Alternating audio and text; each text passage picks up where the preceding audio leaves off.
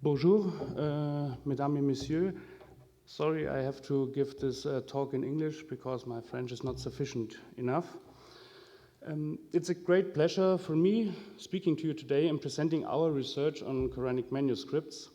Thereby, I am referring to the work, Mr. Marx already mentioned it, which we were doing within the coranica project. We'll have this presentation split up between me and Mr. Marx, and thereby you will be hearing some basic information. I think this will be one of the bigger parts of the presentation.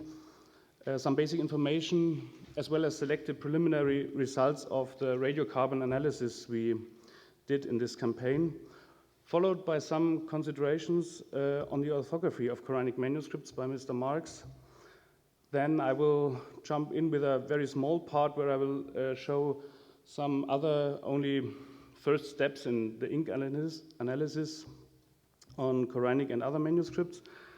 And finally, Mr. Marx will finish the whole presentation with more in-depth reflections on the significance of the orthographic development and the value of combining material analysis and philological considerations. When completing the proposal for the Coranica project, there was a module included about dating the whole of the Berlin State Library Quranic manuscripts, which are about 100 manuscripts. And luckily, as the project got its funding, the project got this substantial amount of money. Usually a single dating ranges between 400 and 800 euro, depending on quality, speed, and the preparation that needs to be done in cleaning the sample. To the relief of not only the restoration department of the Berlin State Library, I assume, but also to the head of the Oriental Collection, Christoph Rauch, soon the focus of the whole project shifted a little bit and the scope of the dating project became broader and more widespread. So in this more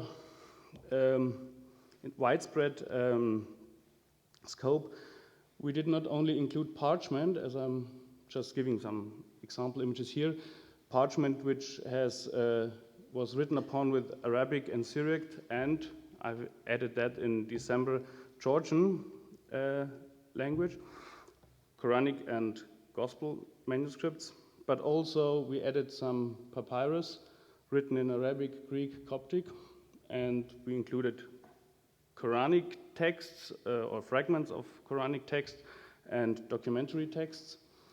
And this is a third part, the wooden sticks written upon in ancient South Arabian. I will leave that out because it's not of the main concern for this presentation. Besides the Berlin State Library, we got positive answers for this request from certain institutions, namely the Universitätsbibliothek Leiden, the University Library of Tübingen, the Papyrus Collection in Heidelberg, the Bavarian State Library, Chester Beatty Library in Dublin, was already mentioned by Ira Rabin, and in December, the National Century of Manuscripts in Tbilisi, Georgia, and also from private collectors.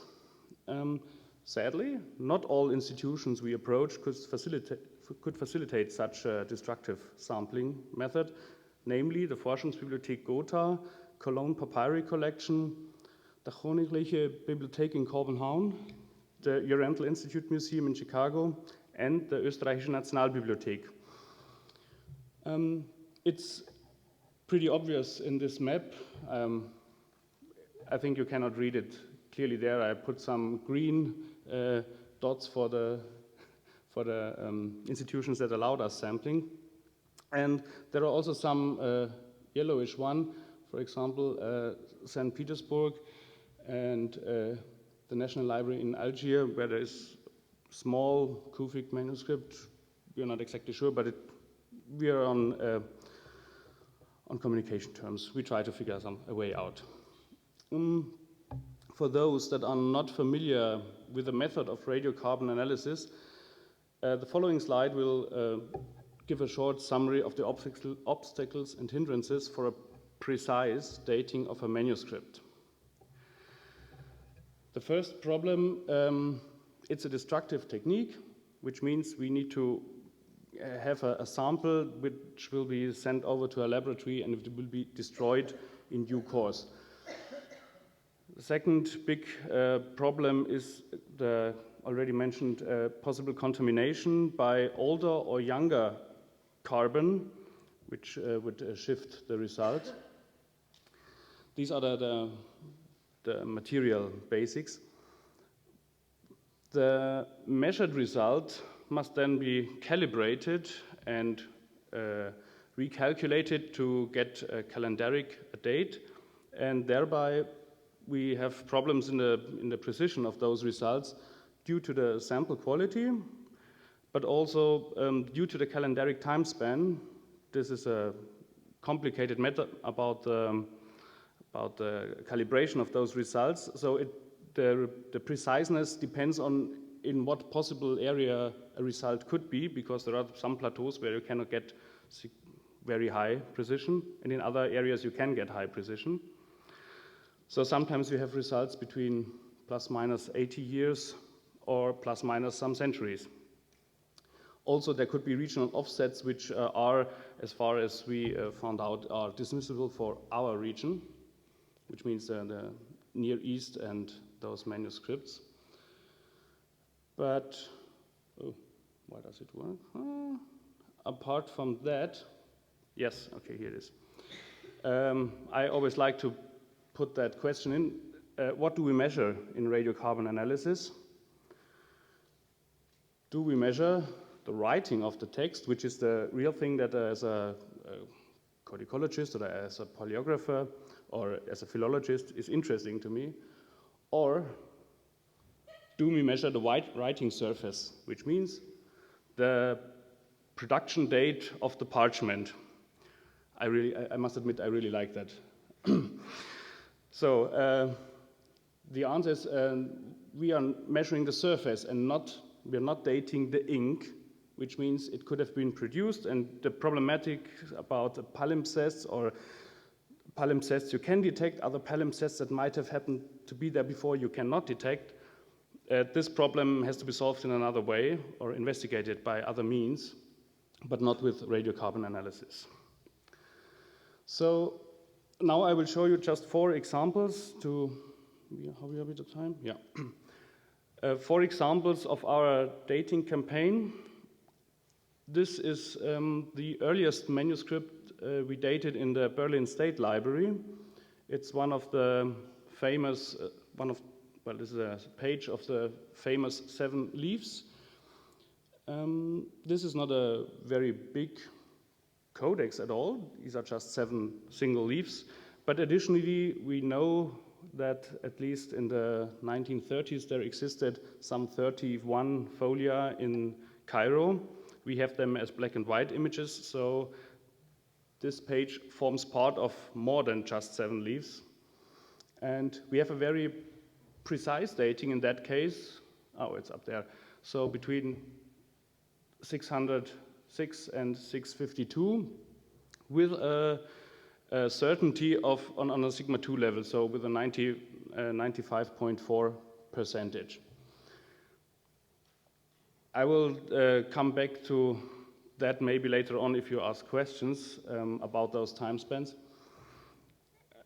Second interesting manuscript which gained quite some attention last year in last autumn was the dating of this Tübingen manuscript. We have a quite similarly precise result here, which gives a time span of only 26 years with the same certainty. But now we come to, it's in chronological order, we come to a later manuscript, which are only 2 folia hosted or sitting in the Leiden University Library. But those are sibling pages to the manuscript 331 in the BNF, the Bibliothèque Nationale de France. So even if we did not have access to the BNF manuscripts until now, you can do it if you combine the different fragments spread out across libraries and try to date them. Here you have a very big time span a little bit later, quite similarly like the very big codex with about 210 folio in Berlin State Library again, the Wettstein 1913, which has a quite similar time span, starting a little bit later, but similarly extending up until 665. I will have 1 minute. I will talk about this for 1 minute. The problem that you can see here, you have two time spans, and in the middle there's a gap. So it should not be from the year 620, let's say. Of course, that's not really probable. The problem lies in this blue curve here, which is the basis of calibrating the results. The result is the red thing. The red measurement values have to be projected onto the blue calibrated line, and this calibration is based on measurements taken in dendrochronological samples. And then we get the grayish result, and in that case we have a very big time span. This result is highly imprecise, whereas the first two, where the measurement was far away from this plateau here, the result got pretty precise. Still, there are many problems writing surface and not the writing itself. And after those images, I will switch over to Mr. Marx. Mm-hmm. So about orthography, so it was the idea to use natural sciences for the dating of manuscripts. We have, of course, other parameters that give us information about dating, like the paleography, also codicological indicators, also very banal things like the format, the fact that it's a parchment, but it's in a vertical format, and not like the Kufic manuscripts in a horizontal format. What is as well interesting, I want to bring your attention to writing, to orthography and its development. Moment. So that means in the Tübingen manuscript, as already has been found out and observed and published by Alba Fedeli, who is with us, we have a number of very odd qira'at, like, for instance, marjumin instead of mukhrajin. So we have synonyms 2 or 3 times. We have, for instance, at this page, muflihun instead of muslimun, also a kind of synonym. Both do not appear in the standard literature about variant readings. Typologically, they are what we call qira'at shadha, uncanonical readings, similar types of these variant readings we find in the literature in abundant dimension. It is interesting that the Tübingen manuscripts contain such qira'at shadha on the parchment itself. Actually, these tables have been produced by people in the internet after this whole media campaign. I found it very useful. This table has been produced by an anonymous person, not anonymous, his name is Wissam Qablan, who followed who had a blog on these Tübingen manuscripts at the time when these early dates were published. They went through the media and created in many blogs and news groups and social media kinds of discussion. One thing that I want to talk about precisely is the spelling of the name David, Dawood. In the Tübingen manuscript, it appears, as you see here, sometimes as Du'at, Dal, Waw, Aleph, Dal, sometimes as Dal, Aleph, Waw, Aleph, the orthography that we know today. Now, if we look closely, may I use this? Okay, oder geht auch. Okay, hier oben, ne? Moment. So here we have the classical, our spelling, but we understand that there is something odd because the ink color is different and we have other spellings where it looks like this. Now, if we take a case like this, also in Tübingen, we see in the moment, but you see it. The upper example has been overwritten and the others show it as well. So the original spelling was Dal, Wow, Aleph, Dal, which is quite odd. Actually, if we look into the Berlin manuscript, the London manuscript, the Paris, other manuscript of that time, also the ones that we have carbon dated, like the manuscript 4313 of Berlin, we find this quite odd spelling.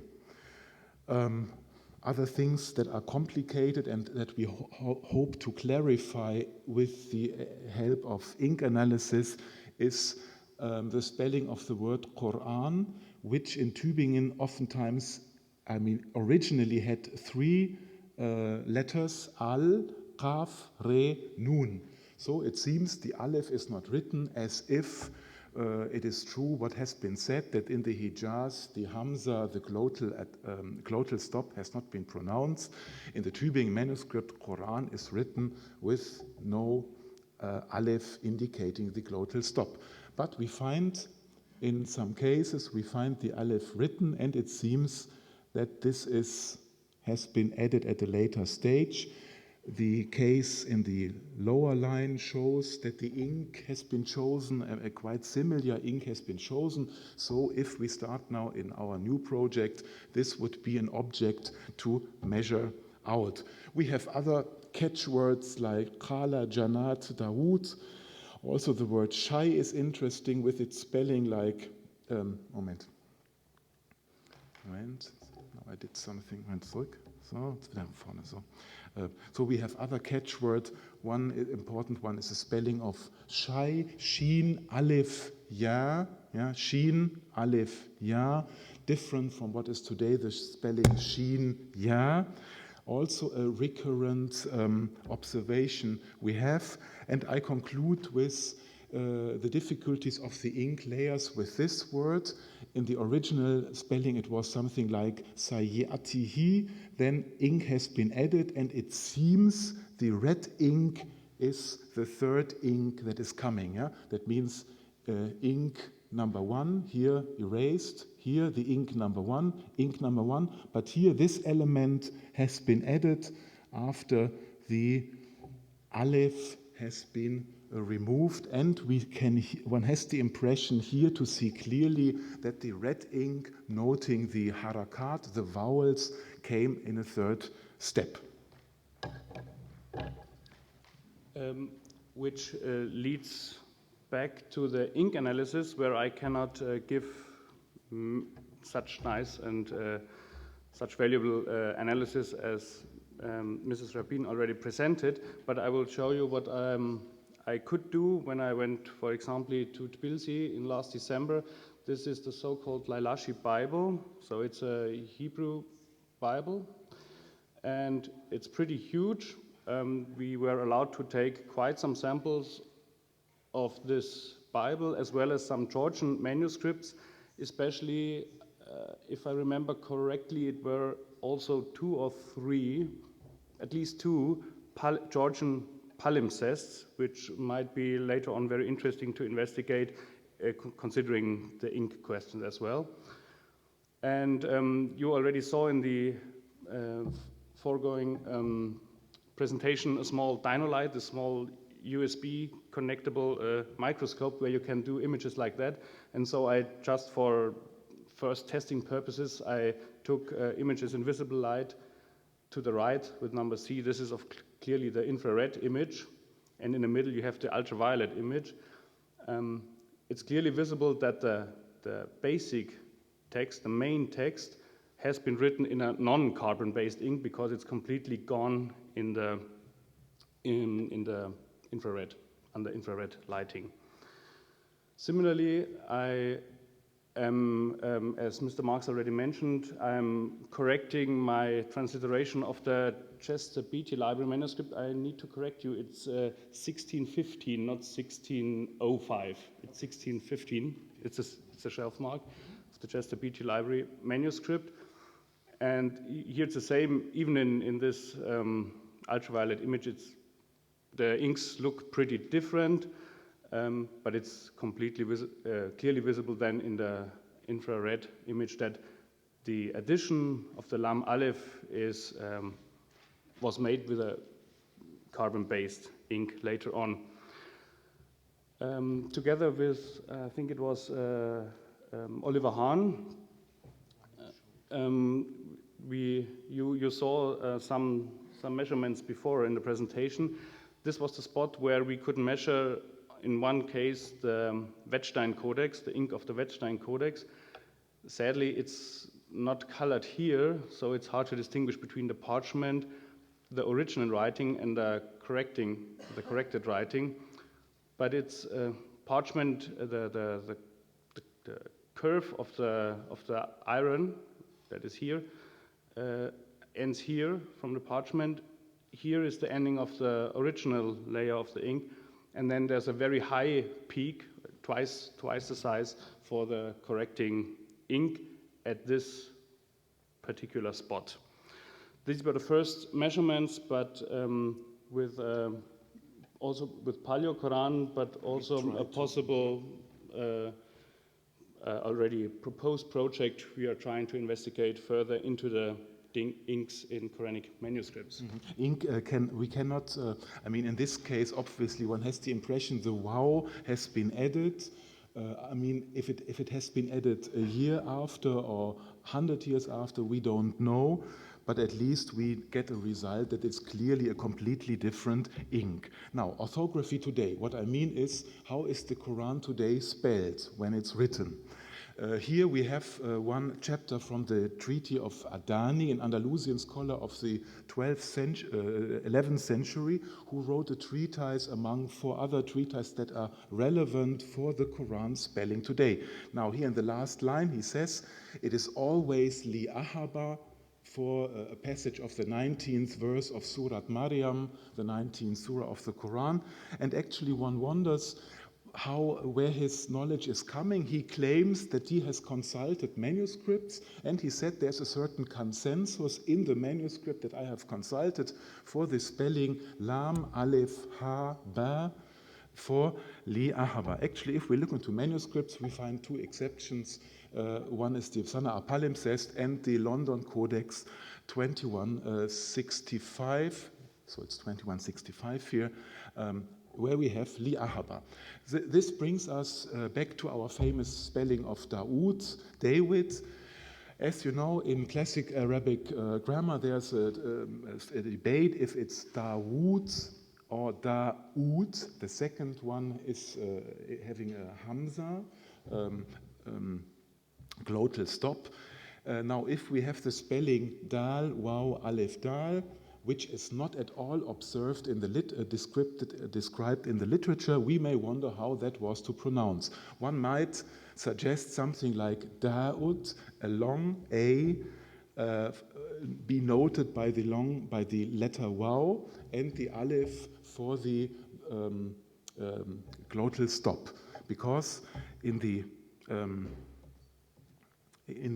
ancient pre-Islamic attestations of Arabic, the letter Aleph has always the function of being a sign for the glottal stop. It is not, or almost not used for the long vowel A, especially in middle position. So, and on the contrary, we find in other languages, like in Sabaic inscriptions of the 6th century, in the Welcome collections, in a publication by Beeston in the journal Raidan, number 3, we find the spelling of Sana'a, the city in Yemen, Sana'a, where the long Aleph is spelled with a waw as well. And you may recall passages in the Quran where Salat, for instance, is written with a waw, which could also point to this kind of fact. Anyhow, we don't know, actually how this was pronounced, but it's interesting that all the ancient manuscripts present the name of Dawood in that way. Now, today's orthography in the Quran, as is seen here by the two afterwards on the right side, the one from Medina edition of the Quran, on the left side, the first Cairene print of 1924, where it is claimed that the orthography of the text follows the two Andalusian scholars, Adani and Ibn Najjar. They are both mentioned here. Strangely enough, in the Saudi version of the afterword to the printed edition, recently one has added Ghaliban wa qad yu'khadhu bi qawli ghayrihima. In the most cases, we were following Dani and Ibn Najjar, but also other sources without naming them. Anyhow, it is also interesting how much technical questions come here into game. What I want to show here is that the name Allah in the typeset edition, or in the edition of Cairo, written with a short aleph, for technical reasons, it was very difficult to include the long dagger aleph pending. So I want to say in the Cairo edition, the name of God is spelled wrongly. I mean, if one wants to say so, and this has been corrected, like on the left side in the official Iranian Mus'haf that has been used, for which has been used a special typeset named Osman Taha to follow a bit the Medinan typeset, so they have corrected this mistake. If you check it in the Medinan edition itself, you will find that they followed blindly. So I come back to a question with which I want to conclude. Yes, it's true that we have at least some sources like Ibn Abi Dawood as-Sijistani, Kitab al-Masahif. We have Adani, the Andalusian scholar, with his Kitab al-Muqni fi Rasm al-Masahif. We have works like Abu Ubaid's Fada'il al-Quran, and they are talking about manuscripts. Also, this morning we learned about the debate on the interpretation of Ibn Nadim's description of the Hijazi type. Actually, we never know precisely what kind of manuscripts these people had consulted. Yeah? It's very odd that, for instance, the spelling of Duat is never mentioned by these authors. So actually, this perhaps points to the fact that even in classical scholarship of the 3rd, 4th Islamic century, already a little bit the memory and the historical understanding of what had been taken place in the centuries before had been lost. I have to close here. So we have a lot of hope and are very optimistic concerning techniques from natural sciences that could help us, like ink analysis, but also the carbon dating. And thank you very much.